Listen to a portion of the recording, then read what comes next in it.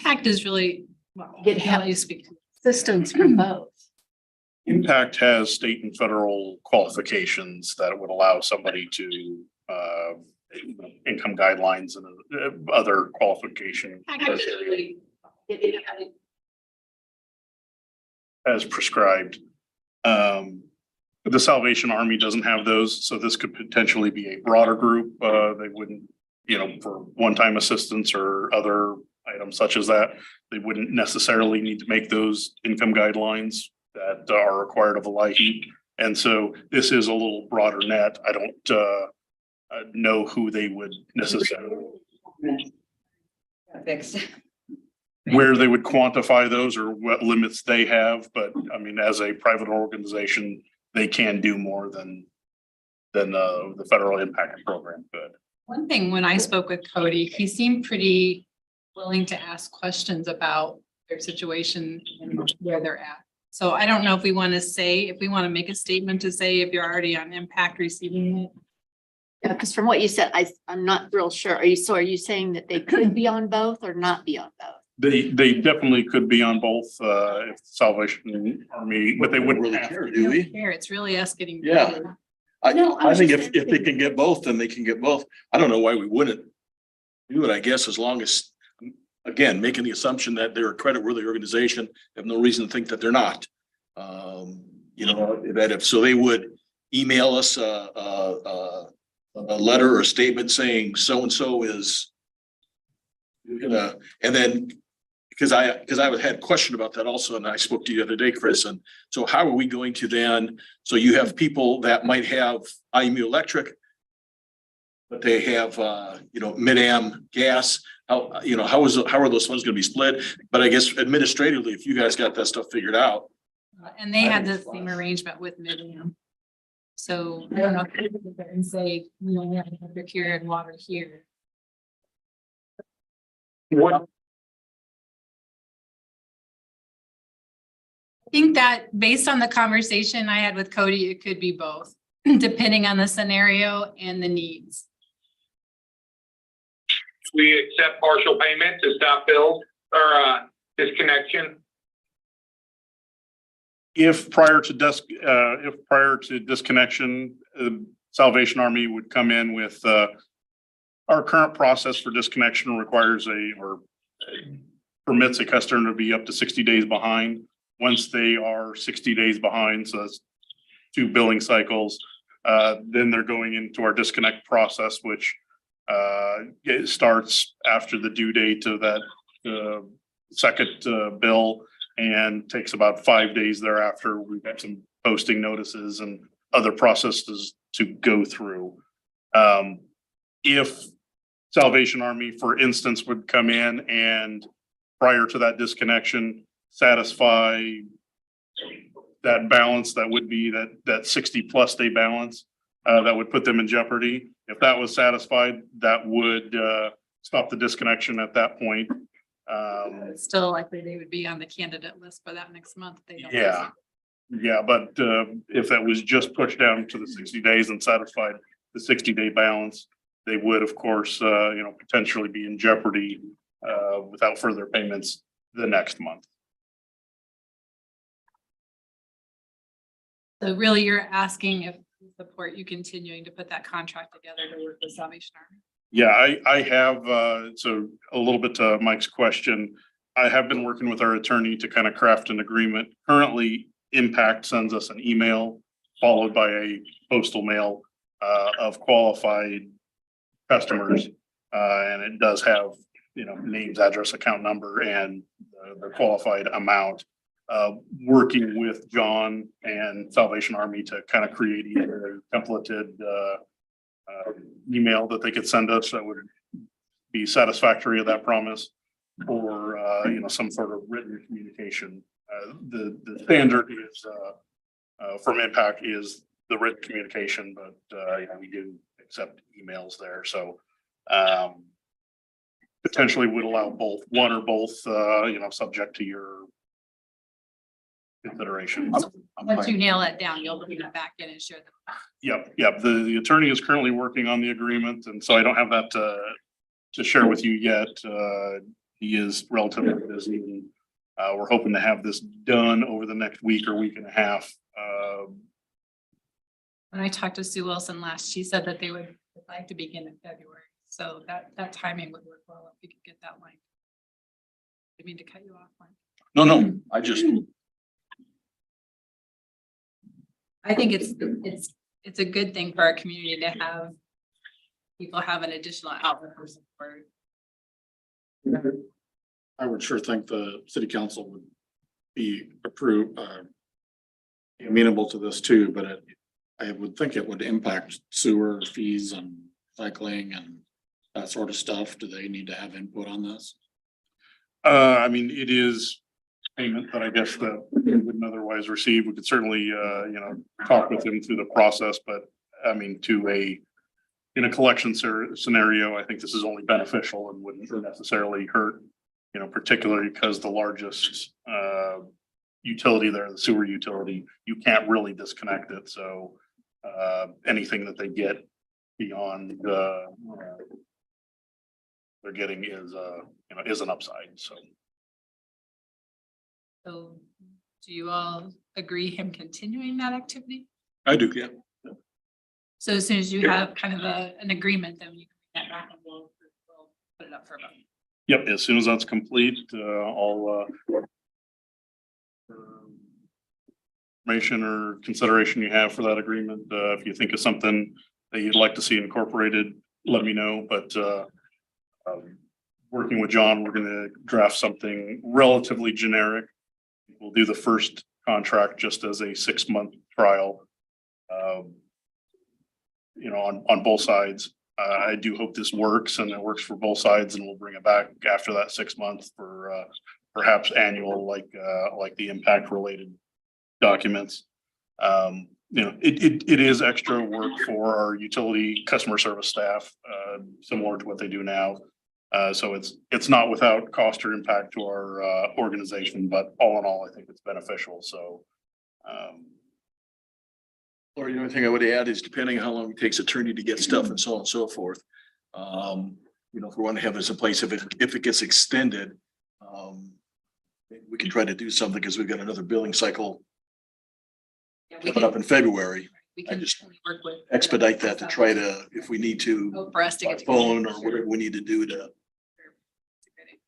And if I can add too, I appreciate Ben being here, so he's hearing this, but I think it would be good if we would just provide some more direct notice through an email or something to the city. Then they can decide what they want to do with it. All right, thanks, Chris. Combined. My water, electric, informational item, anything else besides that? Had our mean board of directors meetings last week and got a lot accomplished. We did the good news on a lot of those items that were up in the air. They all worked as we were anticipating. We're not going to see a wholesale rate increase next year, so that's the good news.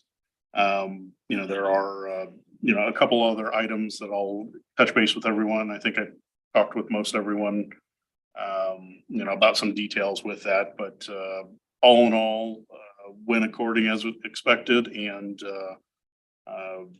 we're not done with budget as everything's lining up as we'd expected. We're in good shape. It's good news. When's your next meeting? I think the next meeting's in May.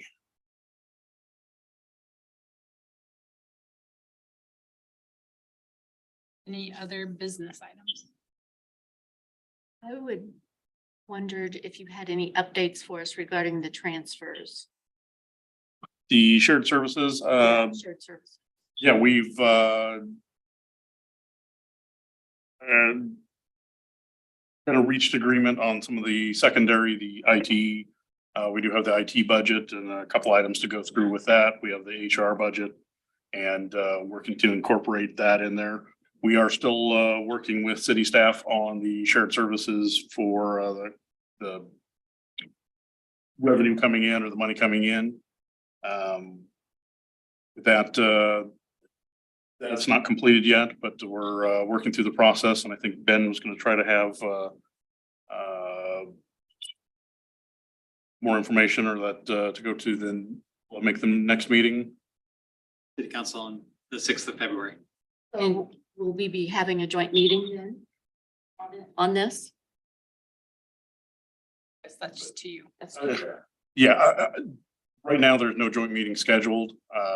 If there's some desire to have that, scheduled or that added, I can certainly bring it up with city staff and Did we get some flexibility? Because I thought we had it cut up for the 27th. we we kind of have a 27th for incorporation into our budget.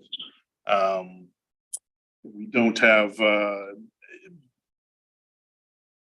as the 27th comes and goes, we'll tighten up our budget, but our more strict deadline is the 7th, where we need to have some information for publication for our public hearing on the 27th.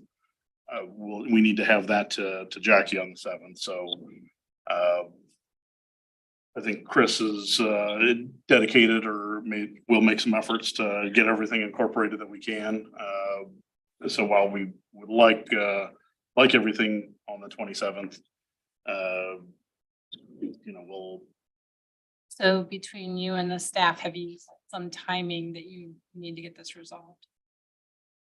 Yeah, we're working on the 27th due date, with February 7th being our, hard deadline. So on that topic, I appreciate Ben sending out the email. It looked like the issue or what you're trying to finalize is just the allocation methodology. And I think everybody understands that there is some sharing of cost needed, and it's just how we calculate the numbers. Is that accurate? And it looked like there were kind of two options you had put in there. You shared this with us last time too. One based on revenues, the other just kind of an even split by the number of utilities.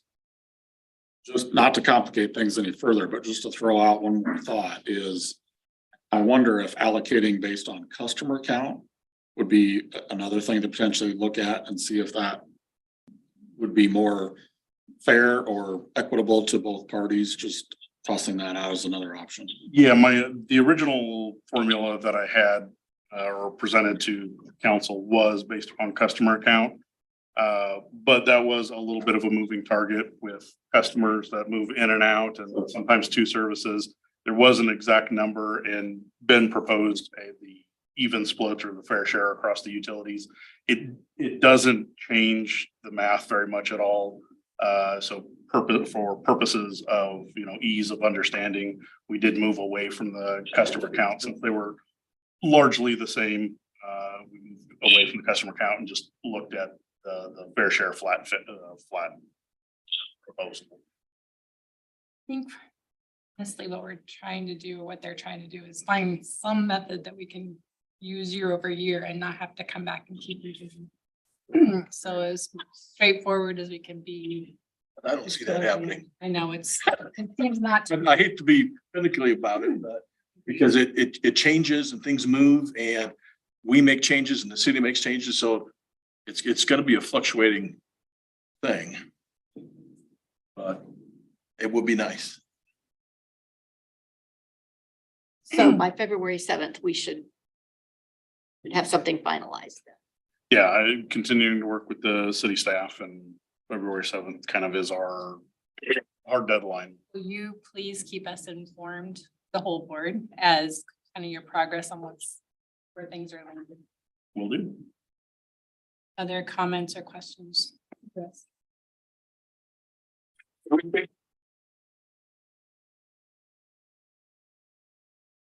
You're kind of cutting out. Did you ask if we figured out what the agreement should be? He's gone. Yeah, this one's dead. Got a green light. Green light too, but. If he asked a question, we just cut him off. I'll touch base with him afterwards. He was going to a concert. Okay, if there is no other business, I need a first and second motion to enter into closed session in accordance with Iowa Code 388.9. One, to discuss marketing and pricing strategies and proprietary information to the telecommunications division, whose competitive position will be harmed by public disclosure that is not required of potential or actual competitors, and no public purpose is served by such disclosure. Becky, will you take roll call, please? Board Member Voigt, Yes. Belgrade, White, Yes. Smith, Yes. Roscoe. Thank you, everybody. They're gone.